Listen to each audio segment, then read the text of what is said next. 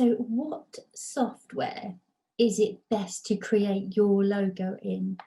Now, as a professional designer, what I use isn't necessarily what you're going to use if you're just a beginner, but you can use Adobe Illustrator, which is what I use because it's so flexible. I can do a million things with different effects and create different shapes and textures and all kinds of things.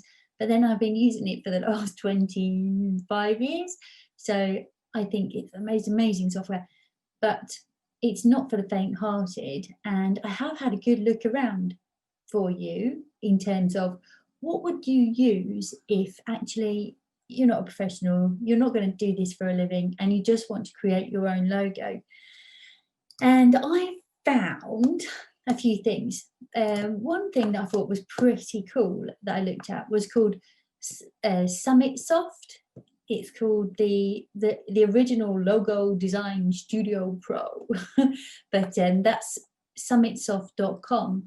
And this looks pretty user friendly to me in terms of it's not a logo starting from absolute scratch. It's got so many thousand different little graphics that you can use. You can use any of the fonts. You can change the colors. You can change the shapes. You can change the everything about it.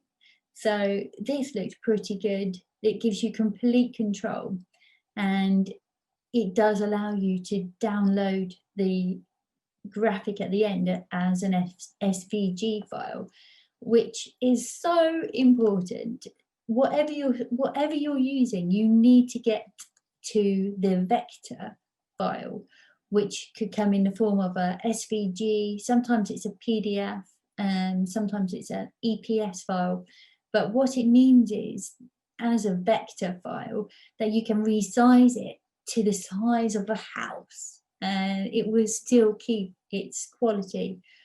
So yeah, I would say Summit Soft looked pretty good.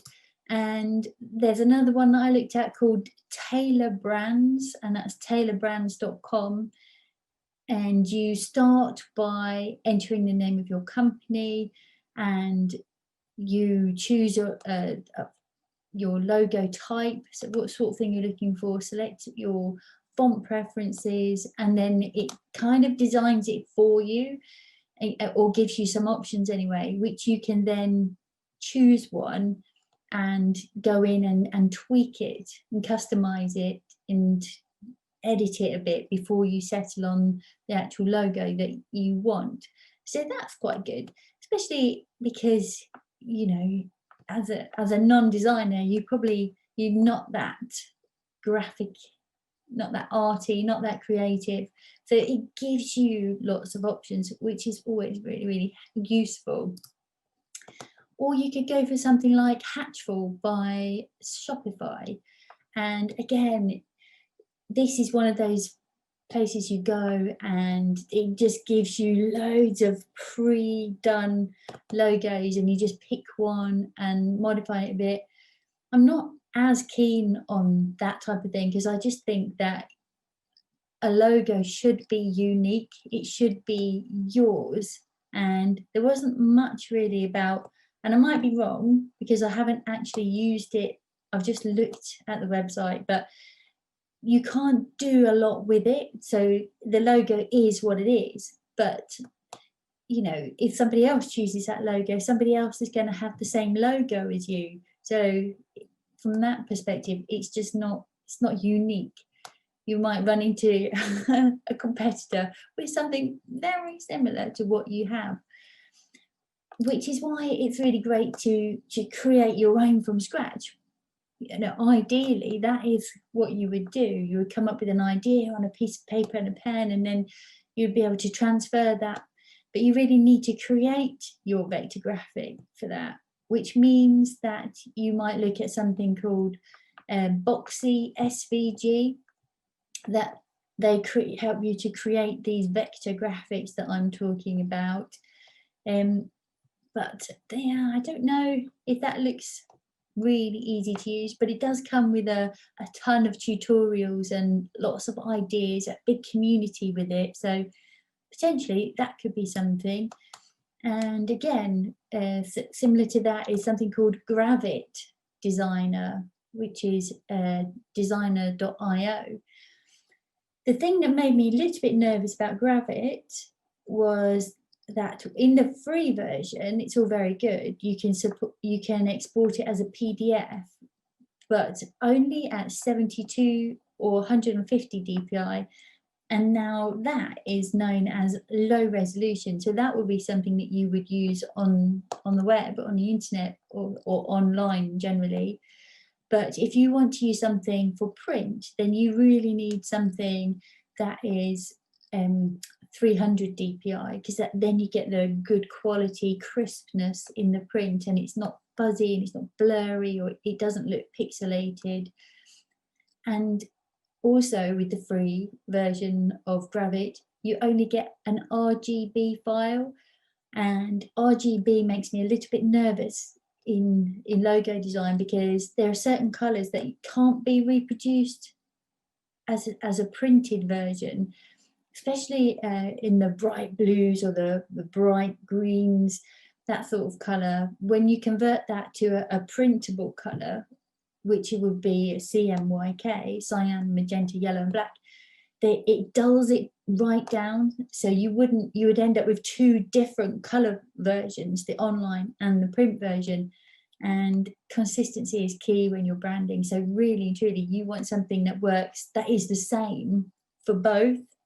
So go with the lowest common denominator. You can create a CMYK file that's convertible to RGB, no problem, but not necessarily the other way around. Some of the colors on RGB, you just can't get that same vibrancy in CMYK. I know it all sounds like a foreign language, doesn't it? But just remember the rules. You do want a vector file, so it does have to be an SVG or an EPS. And you do want to create it in CMYK, because then it's going to be consistent throughout. And the last one I looked at was Inkscape. And again, this is a sort of a free downloadable software where you can create your own vector graphics. And this seems to have a big community here too, and lots of tutorials, so you can jump in if you're stuck and get some help on that. And I hope that helps, really. So did I say Canva? Oh my God, I missed Canva out. This is probably one of the biggest ones. Sorry. So yeah, Canva is huge. With loads of people designing their logos in Canva. You know, again, be careful of the templates when they say, you know, design it from your template. You take this one and modify it. Be aware that if you're using one of the pre-done templates, that it's not original, it's not unique. There will be other companies out there with that same logo, but you can modify it. You know, you can change the colors, you can change the font, you can change the color of the font, and that kind of thing. So it's a pretty easy way to design your logo.